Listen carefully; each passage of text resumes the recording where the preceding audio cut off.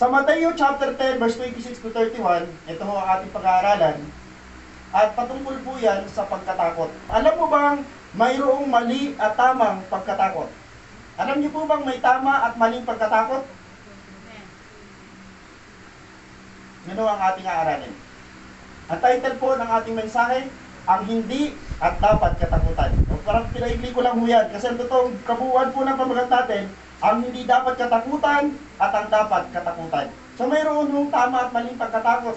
At ito ho ang ating aaralin, dahil sa panahon natin ngayon, kung magtataka ho kayo, bakit ho ang gulo-gulo na ng mundo? Bakit ho?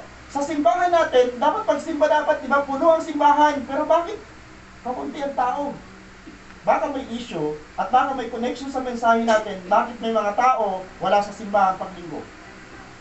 Alamin natin, sino ang hindi at dapat katakutan? Okay, yan ho, dalawa lang ho ang points natin, unahin na po natin ito.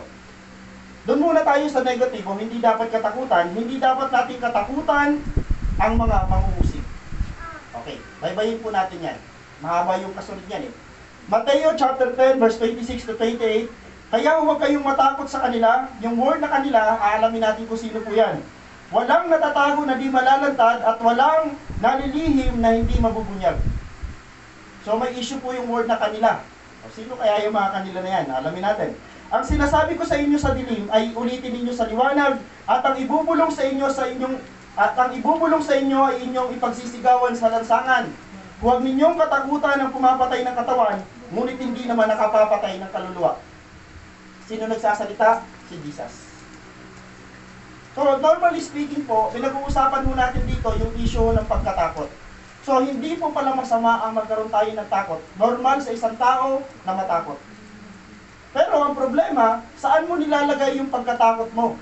Tulad nga ng sinabi ko sa inyo kanina, saan ka ba takot? Doon sa mga bagay na nawawala, o malapit na mawala, o yung isang bagay na alam mong eternal ang value na hindi mo dapat hinahayaang mawala. Okay, puntahan natin. Yung word na kanila, ito sila. Okay, number one, yung word na kanila, hindi dapat nating katakutan ng mga manguusig. Ito yung mga taong ayaw manampalataya kay Jesus, mga unbeliever. Sabi ng Panginoon sa mga disipulo, hahayo kayo, pupunta kayo sa labas, huwag kayong matakot sa kanila dahil hindi sila maniniwala sa akin. So ang mga tinutukoy ni Jesus Christ doon na word na kanila, ang unang word doon ay yung mga unbeliever. Ang dami pa rin, sa sanlibutan, naglipa na pa rin sa mundo ang unbeliever. At aalamin natin yung pinaka-ugat ng issue, bakit ang dami pa rin mga tao kung ayaw maniwala kay Jesus at mga ayaw maniwala mismo sa Diyos. Okay? Pangalawa, mga taong umuusig at ayaw kumilala kay Jesus bilang Kristo, sila yung mga antikristo. Nung Sunday, pinag-aralan natin ng mga antikristo, ang nakakalungkot isipin na pwede palang manggaling ang antikristo sa loob mismo ng simbahan. Grabe, nakakalungkot isipin, ano? Simbahan na mismo, mayroong mga antikristo. Nandito ka sa simbahan, kasama ka nananambahan, kasama ka nagpupuri, pero may mga tao pala na nandyan sa loob na mga antikristo.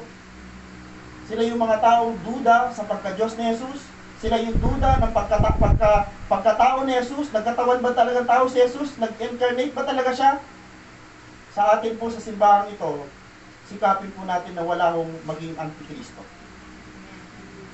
Kaya nga ho, lagi kong tinatanong sa inyo, kumusta yung pagbabasa nyo ng Biblia? Napaka-importante sa Diyos niyan, napaka-importante sa atin yan, especially.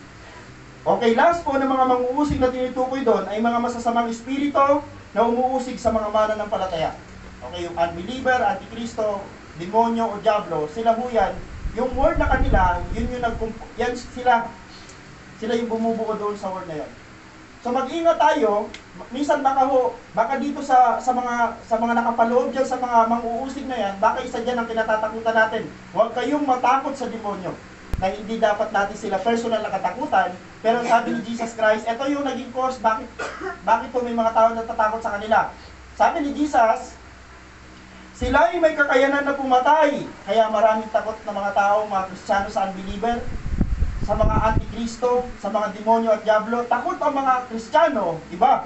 Ang iba, hindi ko sinasabi lahat, dahil alam nilang kaya silang patayin ito. Totoo naman, sabi ni Jesus. Sabi ni Jesus, sila'y may kakayanan na pumatay ng katawan, ngunit hindi naman nakamamatay o nakapapatay ng kaluluwa. Yun ang sinigurado ni Jesus Christ. Hindi ibig sabihin nun na Kristiyano ka na, hindi ka natatakot sa mga unbeliever, hindi ka natatakot sa mga manguusig, nasusugod ka lang, nasusugod. May caution pa rin na sinasabi si Jesus Christ. Pwede pa rin nila tayong patayin, pero ang sinigurado ni Jesus Christ, hindi mamamatay o mapapatay ang kaluluwa niyo ng mga tao niya. Ang pinag-uusapan ng word niya no, na pumatay, physically. Kaya tayong patayin ng mga unbeliever physically. Sila ay may kakayanang pumatay ng katawan, ngunit hindi sila nakamamatay ng kaluluwa. Okay, hindi ko na binanggit yung word na impyerno kasi mamaya sa Diyos natin yung babanggitin. Okay, so tapos tayo dito. Pag dumating ang panahon, magkukwento ka pa ba patungkol kay Jesus kung may banta ng iyong buhay? Wala pa ho nangyayari sa ating pagbabanta sa Pilipinas, pero paano pag dumating ang panahon, ipagbawal ng ikwento, ipagbawal ng pagbabasa ng Biblia, tatayo ka pa rin ba ng matatag at sasabihin mo, kahit mamatay ako, kay Kristo pa rin ako. Amen po. Sabi ni Jesus, sila ay may kakayanang pumatay, pero take note, hindi nila kayang patayin ang kaluluwa ninyo. Okay, ibang klase yun, no? Okay, pangalawa. Pangalawa na agad tayo. Sino ang hindi dapat natin katakutan? Yun yung una, hindi natin dapat katakutan yung mga tao manguusig, yung mga demonyo, yung mga antikristo. Ngayon po ay doon tayo sa positibo. Dapat natin katakutan ang Diyos. Yan yung conclusion ng verse. Tignan nyo, natapos tayo. 28:31. Sabi ng Panginoong Hesus, ito yung dapat ninyong katakutan, ang Diyos. Yan ang sabi niya. Ang word na katakutan ay hindi ang katulad ng mga, alam niyo yung word na scary o yung scared. Yung pag ang bata ho ay bubulagay ka na mayroon siyang mga maskara na nakatatakot, hindi ho ganun yun. Ang problema sa Pilipino, sa salitang Tagalog ho, ay isa lang ho ang definition ho ng word na takot, yun lang. Pero ho, sa English, ang ibig sabihin ho dito ng takot, yan ay reverential fear. Pag sinabi hong reverential fear, yan ay banal na pagkatakot. Iba ho yan sa bastang takot lamang. Okay? Na ang ibig sabihin ho sa madaling salita, yung salitang matakot tayo sa Diyos, igalang natin siya. Hindi basta yung paggalang na katulad ng ginagawa natin sa magulang natin, higit yung malalim na paggalang. Okay. Mateo chapter 28, 10:28, sabi dito, sa halip, ang katakutan ninyo ay ang Diyos na may kakayanang pumuksa ng katawan at kaluluwa sa impyerno. Yan ang minsan nakakalimutan ng napakaraming tao. Maraming mga taong hindi takot sa Diyos dahil ang sabi nila ang Diyos ay mapagmahal, ang Diyos kailanman ay hindi maglalagay ng tao sa impyerno. Pero si Jesus ang nagsasabi dito, may impyerno. Amen. At si Jesus mismo ang nagsasabi, at ang sabi ni Jesus, yung kanya pang ama, ang itinutukoy niya na Diyos ay ama. Sabi ni Jesus, halip ang katakutan ninyo ay ang Diyos na may kakayanang pumuksa ng katawan at kaluluwa sa impyerno. Hindi ba't ipinagbibili sa halaga ng isang salaping tanso ang dalawang maya? Bago ang tono. Sinabi ni Jesus Christ sa mga disipulo ang kausap niya, huwag kayong matakot doon sa mga taong uusigin kayo, papatayin kayo, huwag kayo sa kanila matakot. Pero matakot kayo sa Diyos. Pag may mga panahon sa buhay natin, papipiliin ka, yung calling mo o yung trabaho mo, kapatid, pili ka. Pili ka. Ay pastor, pagka tinigil ko ang trabaho ko, magagalit sa akin yung asawa ko, magagalit sa akin yung amo ko, pili ka. Sinong gusto mo? Yung magalit yung amo mo, yung asawa mo, o magalit yung Diyos mo? Pili ka. Pero siguraduhin mo na tinatawag ka talaga ng Diyos sa ministeryong ito. Okay? So malinaw. Hindi ba't ipinagbibili sa halaga ng isang salaping tanso ang dalawang maya? Yung word na maya, illustration para sa atin. Tayo po yan. Yung maya ay katumbas ng tupa. Kapag sinabing maya, tumutukoy yan sa tao na pinili at hinirang ng Diyos. Gayunman, kahit isa sa kanila ay hindi nahuhulog sa lupa kung hindi kalooban ng inyong ama. At kayo, maging ang buhok ninyo ay bilang niyang lahat. Bakit kayo natatakot? Sabi alam nyo, sa totoo lang, yung headings po noon, huwag kayong matakot, sabi ni Jesus. Bakit po? Maski ang buhok natin bilang ng Diyos. Alam nyo bang bilang ni Lord ang buhok nyo? At hindi lang po yan, ang ma-amaze kayo, hindi lang bilang ng Diyos ang buhok ng tao, bilang niya yung stars ng galaxy. Trillions of billions. Bilang ng Diyos. At alam niya kung ano-ano ang mga pangalan. Diba nadidiscover ngayon ng mga scientists, ay ang pangalan nito ganito, ang pangalan nito ganito, pero sabi ng Biblia, alam ng Diyos kung ano ang mga pangalan ng mga yan. billions and trillions ang bituin sa langit. Napakarami. Kaya huwag kayong matakot, higit kayong mahalaga kaysa maraming maya. Ay, doon tayo natapos. Dapat katakutan natin ang Diyos. Sabi ni Jesus Christ, ito ay isang utos at malinaw na utos. Grabe, parang contradiction, di ba? Yung una, huwag tayong matakot kasi malinaw naman kung kanino. Huwag tayong matakot sa kapwa natin nilikha lamang. Matakot tayo sa Creator. It is yung Diyos. Ito ay utos ng ating Panginoong Hesus. Siya ang tunay na nagpapahalaga sa kanyang mga pinili at hinirang. Sa kanya dapat tayo matakot dahil si Lord ang may kontrol ng lahat ng bagay. Ano sabi kanina ni Brother Clarence? Alam niya na kontrolado ang buhay niya ng Diyos. Kaya bakit ka matatakot kung alam mong ang Diyos ang may kontrol ng iyong buhay? Ang tanong ko, si Lord ba talaga? Dahil kung tayo lang ang may kontrol ng buhay natin, alam niyo bang madali lang tayo mapahamak? Pero pag ang Diyos ang may kontrol ng ating buhay, kahit pa parang ang salimuot, parang ang sama-sama ng mga nangyayari, pero alam mo, Diyos ang may kontrol, magiging maayos ang lahat. Sabi ng Biblia, siya ang tunay na nagpapahalaga sa kanyang mga pinili at hinirang. Ang Diyos ay may kakayanang pumuksa ng katawan at ng kaluluwa sa impyerno. Yan ang gusto kong diinan sa oras na ito. Marami na mga simbahan sa panahon na ito ayaw na mag-preach ng impyerno. Dahil sa kanila, hindi pwede may impyerno dahil ang Diyos ay mabuti. Sabi ho ng LGBTQ+, hindi sila naniniwalang ang Diyos ay magtatapon ng tao sa impyerno dahil ang pagkakilala nila sa Diyos isa lang, mapagmahal ng Diyos. Kung ilalaban natin sa theology, yung word na mapagmahal ng Diyos at wala nang iba pa siyang karakter, wala siyang iba pang attribute, panalo sila. Bakit po? Kung ang Diyos ay mapagmahal, aminado ako, hindi talaga magtatapon ng Diyos ng tao sa impyerno. Kasi hindi naman talaga. Ang impyerno ay nilikha ng Diyos hindi sa tao, kundi sa demonyo at sa mga anghel niya, walang tao. Pero bakit may mga tao na gusto sa impyerno? Dahil hindi nila kilala ang Diyos. Okay? Balikan ko lang kung ang katangian, ang attribute lang ng Diyos ay love. Wala nang usapan. Pero may attribute pa siya na isa. Ang Diyos ay makatarungan. Just ang Diyos. Pag sinabing just, hindi siya papayag na salaulain o ibig sabihin, mamumuhay ka ng masama tapos mag-i-enjoy ka sa langit. Hindi papayag ang Diyos ng ganun. Kailangan dito sa lupa matuto tayo madisiplina. Anak tayo ng Diyos at alam natin ang ating Ama ay nagdidisiplina. Kami nga ho mga magulang, konting kibot lang ng panganak namin na mali, nagagalit kami, pinarurusahan namin, dinidisiplina namin, kasi ang gusto namin sa mga anak namin lumaki silang maayos. Sa Diyos, ganun din.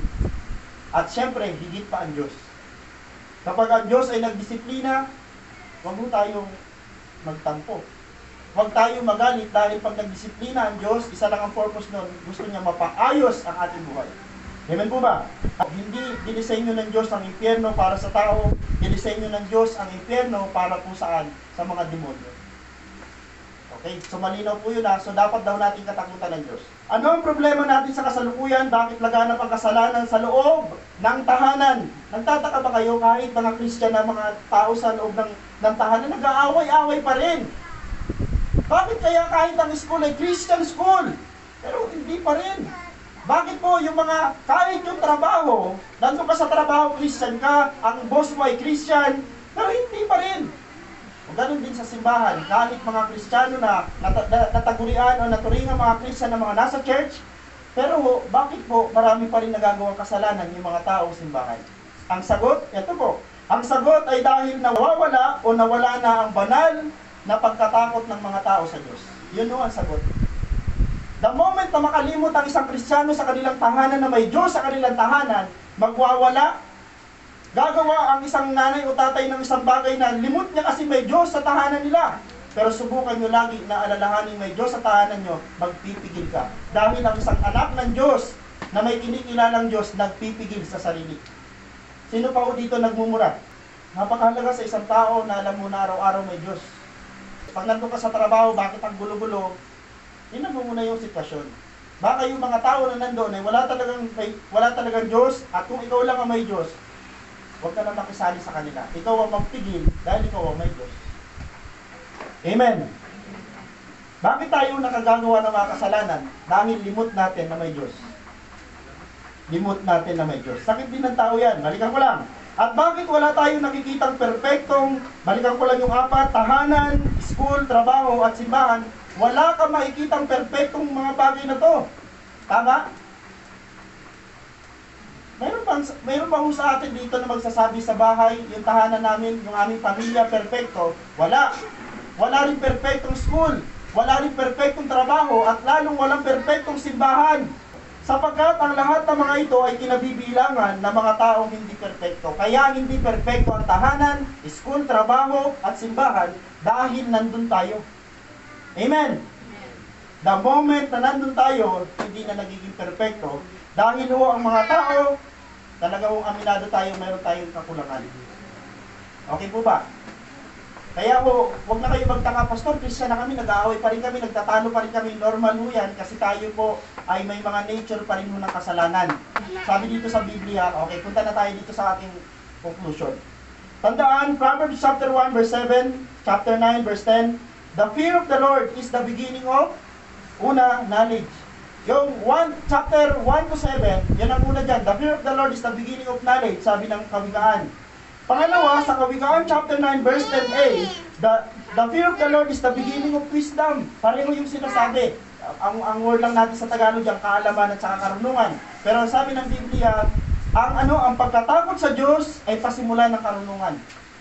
Kung nagpipray ka ng karunungan, una mong ipagpipray, hindi mag-aral, hindi magbasa. Ang una mong ipagpipray, kung gusto mo maging marunong, matalino, lubunong ang iyong isip, ang una mong ipagpipray, Lord, turuan mo akong matakot sa iyo. Amen. The fear of the Lord is the beginning of wisdom. Basically, this verse teaches that the fear of God is foundational to true wisdom. Yan ho ang tunay. Ang tunay na pundasyon, ang tunay na karunungan ay ang pagkatakot sa Diyos. Basically daw, itong versikulo na ito nagtuturo na ang pagkatakot sa Diyos ang pundasyon ng tunay na karunungan. All other types of learning are worthless unless built upon the knowledge of the Lord Himself. Kahit anong uri ng pag-aaral at kahit anong school ang pasukan mo, kapag yung school na yun ay hindi nagtuturo ng pagkatakot sa Diyos, worthless, walang kwenta. Ang problema ngayon sa secular, inalis nila yung CGMRC, yung magandang karakter. Tinuturo doon ng pagiging maka-Diyos. At wag tatanggalin yung mga katuruan na para sa Diyos. Kaya nga, meron nga yung sinisikap na batas, papayag ba kayo na ang mga lahat ng school ay magbasa at mag-aral ng Biblia? Siyempre, papayag tayo. Ang magbasa ka lang ng Biblia, may mabasa lang dyan isang bagay, maaaring matag sila, ay, bawal pala yun kasi sabi sa Genesis, dalawa lang ang kasarian, isang babae, isang lalaki. Ngayon na yung isasabi na plus-plus sila, hindi po totoo. Okay? Sabi dito, until we understand who God is and develop a reverential fear of Him, we cannot have true wisdom. Okay? So binalikan lang natin kanina, hanggat hindi natin naiintindihan, okay, yung pagkatakot sa Diyos, yung salitang pagkatakot sa Diyos, hanggat hindi natin naunawaan ang paggalang sa Diyos, mananatiling hindi talaga natin alam at mararanasan yung tunay na karunungan. Okay, last. True wisdom comes only from understanding who God is, and that is, He is holy. Number one, ang Diyos ay banal. So, ang Diyos ay banal, ang Diyos ay makatarungan, ang Diyos ay makakatwiran. Matuwid ang Diyos. At dapat alam natin yan, the moment na may gagawin ito, isang bagay na karumihan, kasalanan, oops, may takot ka diba sa Diyos? Huwag mong gawin. Huwag mong gawin. Kahit pa may mga panahon sa buhay natin na tutuksuin tayo ng dyablo, tutuksuin tayo ng mga tao sa paligid natin, tutuksuin tayo ng sarili natin, kapatid, magkaroon ka ng takot sa Diyos, hindi mo magagawa ang isang bagay na yun. Tandaan nyo, kaya napagtagumpayan ni Jesus Christ ang lahat ng pagsubok niya sa kanyang buhay dahil may takot sa Diyos. Si Jesus ayaw ni isang beses, kahit nag-pray si Lord na, Lord, sana wag mangyari ito, pero pag hindi niya ginawa ang kalooban ng Diyos, yan ay, di paggalang. Kaya ginawa ni Lord ang lahat ng bagay na inuutos sa kanya ng Ama, dahil malinaw sa kanya, ginagalang ko yung Diyos. Amen? So gawin po natin yung mga bagay na yon. Hamon nun natin sa oras na ito, huwag tayong matakot sa mga mang-uusig. Pinangalanan na natin yan, huwag tayong matakot sa mga unbeliever, huwag tayong matakot sa mga antikristo, huwag tayong matakot sa mga demonyo. Huwag na wag. Kung dumating ka man sa panahon na ilagay ka ng Panginoon sa isang sitwasyon na ang magiging problema mo ay yung ang iyong magiging problema yung stand mo, kapatid. Ilaban mo yung stand mo. Si Lord ba? O yung, lagi ko nababanggit yung trabaho, tama? Mga kapatid, the moment na mayroong sitwasyon sa inyong buhay na hinahamon ang pananampalataya mo, balikan mo yung mensahe na ito. Huwag kang matakot sa tao. Okay? Matakot tayo sa Diyos. Yan ang conclusion natin. Matakot tayo sa Diyos sa pamagitan ng pagkilala sa Kanya. Maaalala mo lang ang Diyos the moment na mayroon kang mga part sa buhay na magdidesisyon ka ng isang bagay na alam mong taliwas sa gusto niya. Dapat lagi mong maalala, Lord, taliwas to, pero gustong gusto ko. Yun, ilalaban mo yun.